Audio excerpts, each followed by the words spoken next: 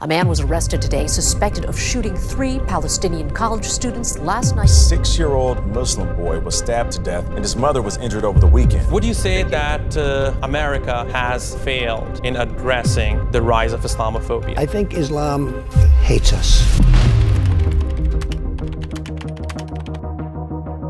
Islamophobia in America has risen by 300% in the last year. CAIR received 8,061 complaints in 2023 alone, which is the highest number recorded in the last 30 years. We killed 4,000 Palestinian kids. You know what? It wasn't enough. But let's back up a bit. What caused these numbers to spike?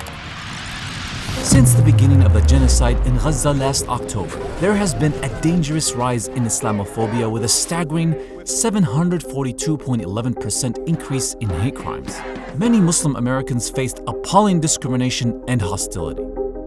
In October of 2023, when the aggression against Palestinians in Gaza increased, one of the avenues that I used to express the outrage and share the news that was coming out of Gaza was on social media. But somebody from my account essentially shared this information with a Twitter page called Stop Anti-Semitism. They shared my personal information, my medical license, and my professional information where I worked. And this allowed thousands of random people to file complaints against me, which created a lot of issues for me. Within a single month, CAIR-LA was bombarded with 116 urgent pleas for assistance and reports of bias, an astounding 300% increase from the previous month. This surge reflects not just a spike in need, but a clear sign that matters were only getting worse. They basically were going through step by step to take me off of work and eventually probably terminate me, but they couldn't find a legal way to terminate me because I got CAIR involved so early on, and they were able to respond legally and kind of instill a fear in them that made them step back and slow down what they were doing.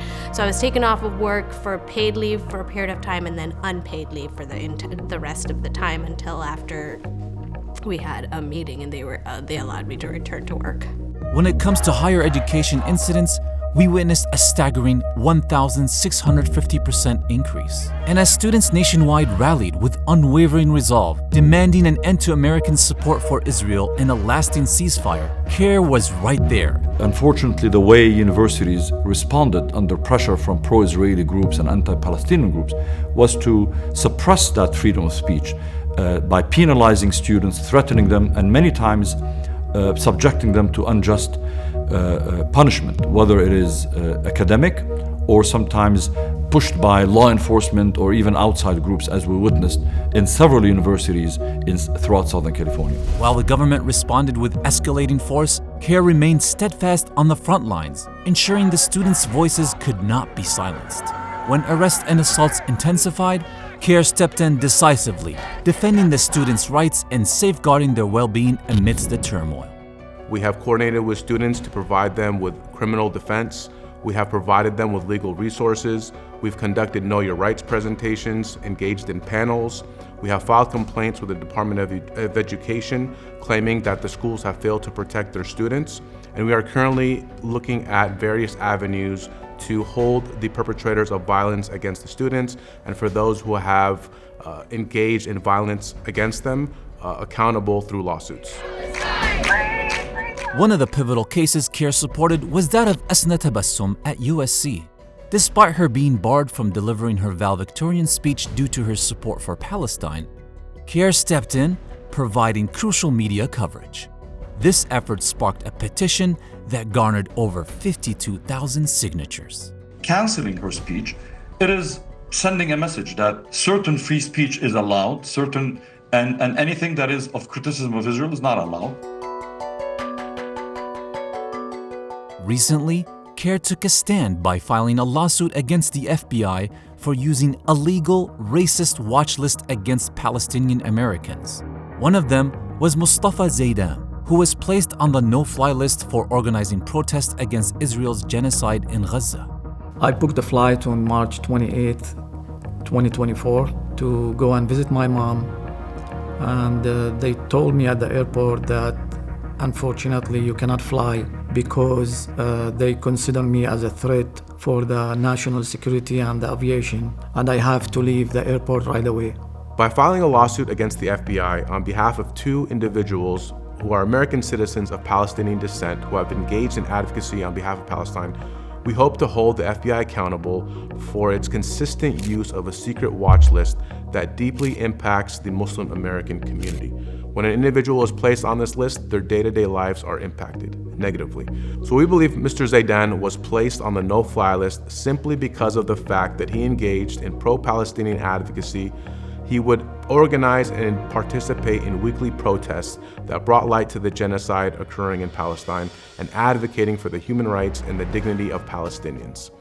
As CAIR confronts these urgent issues, we now stand on the brink of a crucial election that will significantly impact the Muslim community in America. Radical Islam is coming in at levels that nobody's ever seen before. Israel has what it needs to defend itself.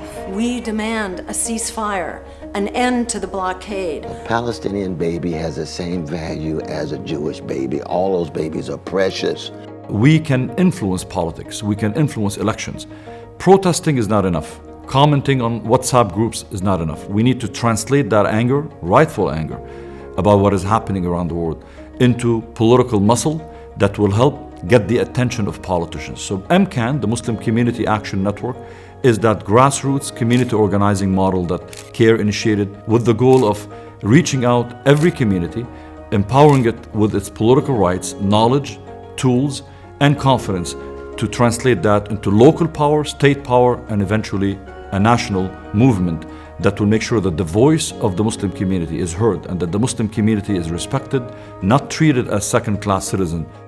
The work that CAIR did is so important, and I cannot express how crucial it was in that moment to have that kind of support, because it wasn't just, oh, I got a random lawyer off the street. It was somebody who stood for the same values that I stood for, who understood where I was coming from, and then also had that legal perspective and had my best interest in mind. So that whole package was so important to me. Here in the U.S. We no longer can be bystanders. We no longer can afford to be spectators. Each one of us has a role, and I call upon you and I invite you to be part of this movement, a movement that will change America, will make America stand for its values, and no longer support and enable genocide or injustice around the world or in our country. You can make that happen. I call upon you to join us.